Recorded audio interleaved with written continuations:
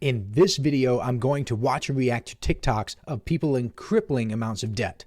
Make sure you watch the entire video because one clip has a guy with $451,000 of debt, and the very last thing I'm going to show you is a proven way to get out of debt. Let's get started. This should be really good. Pretty much financially right now, but guys, this is all consumer except for the little medical debt. So taking away the medical debt, this is all consumer bull crap debt, and we're at $120,000. $120,000 of consumer debt is insane. In case you're not aware, consumer debt includes student loans, mortgages, auto debt, and credit card debt. Right now, at the time of this recording, the average credit card debt in America is 22.75%.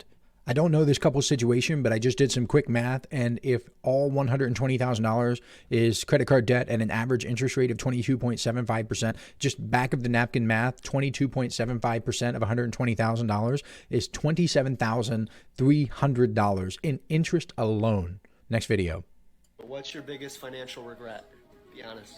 The amount of debt I'm in because I got several degrees. Right now, the average federal student loan debt is $37,338 per borrower. I wonder how much she has. Gotcha. Yeah. Do you know your credit score? I do. Okay, what is it? I'm not sharing it with you. Okay, Come that's on. fine.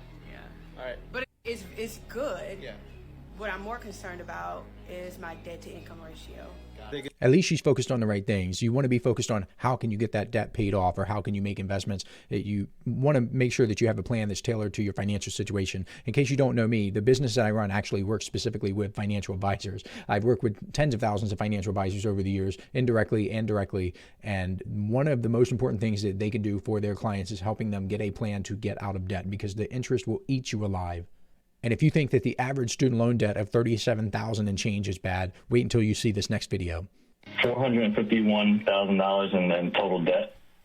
$252,000 of that is student loans, and I have $185 in a home loan. That's and I only nuts. bring in $70,000 a year. After pension and all that stuff taken out, it's more like $40,000. So let's think about this. This guy makes $40,000 per year and has $451,000 in debt. That means if this guy literally paid every single penny of the $40,000 to his debt and didn't spend anything else on clothes, food, shelter, transportation, nothing, just debt repayment, it would take him 11.275 years to pay everything off. That is crazy. I just don't even know where to start. What do you do for a living? Law enforcement. Okay. And how do you get $252,000 in student loan debt to be a policeman? I went to a private institution because my mother wanted me to go there, to be honest with you. That is a terrible reason to do anything, financially speaking, just because your parents want you to do it. That's a recipe for being miserable. I wish this guy the best, but this is a crazy, absolutely horrible situation to be in. Is your mother wealthy? No. No, my mother nor my father. You probably should not get advice on how to get wealthy from people who are not wealthy. Just a thought. I'm the first in my family to go to college. Okay. What we always look at mathematically, and you were in finance, so you know what to do with this, is I'm always looking at the ratio of what we call shovel to hole. That's pretty much what I said not that long ago, where this guy is going to take, it would take him to pay off his debt if he spent absolutely nothing else. The amount of hole that you're in versus the shovel that you have, your income, the debt you have to your income. Are you married? No, I do have a girlfriend Get that girlfriend to start paying some bills. who lives with me, and her daughter is. Get the daughter to pay some bills too. How much debt are you in right now? 5,000. What do you think? Is it smart to be in debt or smart to be not in debt? There has to be a balance because there's good debts, but there's also bad debts. So what's a good debt and what's a bad debt? I have a car. Right now it's a debt. Obviously, I'm paying the car, but I make money because of the car. I disagree. Unless you're driving for Uber or Lyft, and even then I wouldn't take on debt to get the car. I would pay for a car in cash and then use it in the business. There are so many business owners that I see who buy expensive cars. Like the Tesla Model X is really popular because it has a curb weight of more than 6,000 pounds, and you can write that off immediately. Talk to your accountant about that. But they spend all this money and they say, oh, it's a write-off. But that doesn't mean that you just go out and spend money willy-nilly. Good debt, bad debt is just an excuse that people make to go into more debt. I drive and I'm always making money. So it's a good debt. Yeah. What would be considered bad debt? Here in Florida, people have 30, 40, $50,000 in credit card debt. So when you pay like supermarket gas or something with credit card, it's because you don't have that money. That's a really bad. How do you recommend a family that's trying to make it? How do they get out of debt? They need to make more money. At least he was able to turn that into something positive. Yeah, $130,000 of student loan debt is rough. Right now, the average student loan debt interest rate is 5.8%. So you can do the math on 5.8% compared to $130,000 and figure out that this guy is spending a lot on, or was spending a lot on interest. Let's look at the next video. Okay, so I owe $303,000 for student loans. The average interest rate is Holy moly, what are these people doing? How are you getting so much in student loans? interest that I had accrued before COVID was already $26,000. So I'm gonna go through things that I could buy for $300K instead of student loans. Okay, I could buy this Maserati for $309. That's pretty much breaking even. I could also get this Birkin bag. It's a little bit over at $325,000, but I could make it work. There's also this really intense shredder for $300K that could be useful. I could also go on a yacht vacation for 2 weeks, coming in at roughly 200K euro, and then I gotta tip the staff. I could also live in Indiana and have a nice 3-bedroom home instead of paying my loans. It also now costs $300.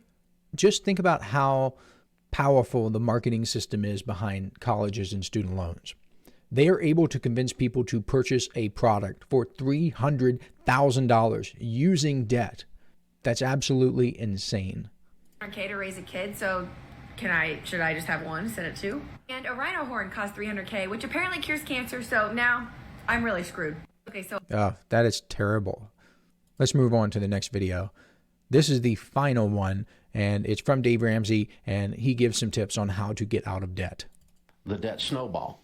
You list your debts, smallest to largest. You pay minimum payments on everything but the little one. You attack the little one with a vengeance. Scorched earth lifestyle. Sell so much stuff the kids think they're next. A lot of people aren't willing to do this. They're not willing to cut those subscriptions, stop watching TV, and start doing work instead. They're afraid to take on side hustles. They're afraid to just get to work. And I know there are lots of people out there who are working and who are barely getting by. I'm not talking about those people. I'm talking about the lazy ones. Take 16 extra jobs.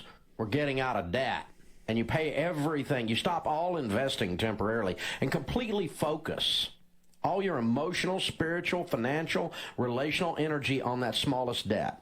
Everything goes on that. When that one's gone, you take the payment that used to be there, and any other money we can squeeze out of our budget, and we throw it at number 2. And when that one's gone, then we take the payments from 1 and 2. The snowball rolls over again, it picks up more snow, and you attack number 3.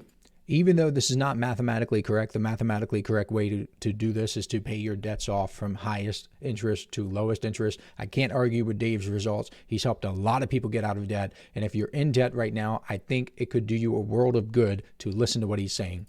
The average person for the past 25 years that has done that with great focused intensity, gone crazy to the point their broke friends and relatives thought they needed counseling, they shaved their head, they drank the Kool-Aid, they get out of debt in about 18 to 24 months. There you go. Can't argue with the results. What did you think of this video? Is there anything else that you think I should talk about or react to from TikTok? Thank you so much for watching. I appreciate you.